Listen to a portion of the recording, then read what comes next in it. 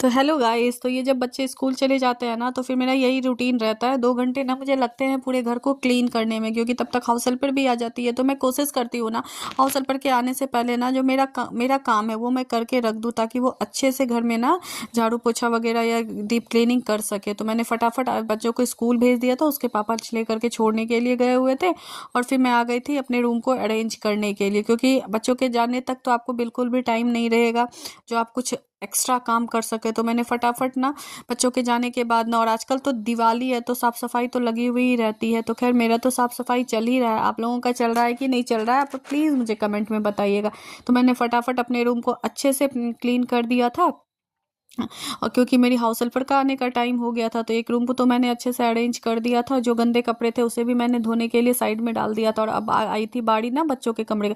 इस कमरे की तो हालत ऐसी रहती है ना जैसे ना भूकंप के बाद ना घर की हालत रहती है, कुछ यहाँ फेंका हुआ है, पिल्लो उधर फेंका हुआ है, पिल्लो कवर उधर फेंका हुआ है। हाँ, लेकिन खैर बच्चे हैं तब तो शैतानी करते हैं ना, नहीं तो स्कूल जाने के बाद तो घर पूरा सूना पड़ जाता है। तो फिर मैंने उसके रूम को भी आकर के ना एकदम अच्छे से डीप क्लीनिंग कर दिया था। खैर क्लीनिंग तो डेली चलती ही रहती है। अगर आप एक दिन भी क्लीनिंग छोड़ेंगे ना डस्टिंग करना, तो फिर दूसरे दिन ना आपको गंदगी दिखने लग जाती है।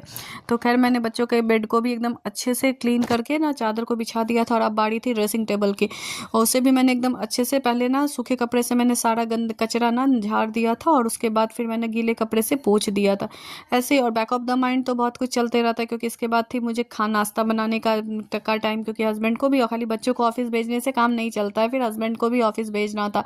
तो यही सब कुछ मेरे माइंड में चल रहा था ना, जो खाने में क्या बनाना है। और मुझे लगता है हर हाउसवाइफ की यही कहानी रहती है ना। आप सुबह का नाश्ता बनाओ, फिर आपको टेंशन रहेगी दिन में क्या खाना बनाना है, फिर दिन का बना लोगे ना तो फिर दिमाग में ये चलता है जो शाम में बच्चे को क्या नाश्ता दूंगी। और अगर बच्चे को शाम में नाश्ता करा दिया तो फिर अब दिमाग में रहता है जो रात का खाना क्या बनाऊंगी। तो यही सब कुछ मेरे माइंड में भी चल रहा था। सोच रही थी आज क्या बनाऊं जो मैं इन्हें नाश्ता भी करवा दूं, और फिर टिफ़िन भी तो देना होता है ना, तो वो भी यही सब सोच सोच करके ना मैं अपना काम किए जा रहे थे। और आज तो ना सारा कारपेट मैंने धुलवाया था अपने हाउस हेल्पर से, तो वो भी रखा हुआ था, उसे भी धूप में डालना था, क्योंकि ना बहुत गंदा हो जाता है। और दिवाली में तो साफ़ सफाई सबको करना ज़रूरी ही होता है। तो फिर मैंने अच्छे से ना जितना ये ऑर्गेनाइज़र बॉक्स वगैरह जो भी था ना, मैंने उसे अच्छे से घिस घिस करके चमका दिया था। और उसके बाद फिर मुझे किचन में जाना था, कपड़े भी वॉश करने था, जो कि मेरा डेली का रूटीन है।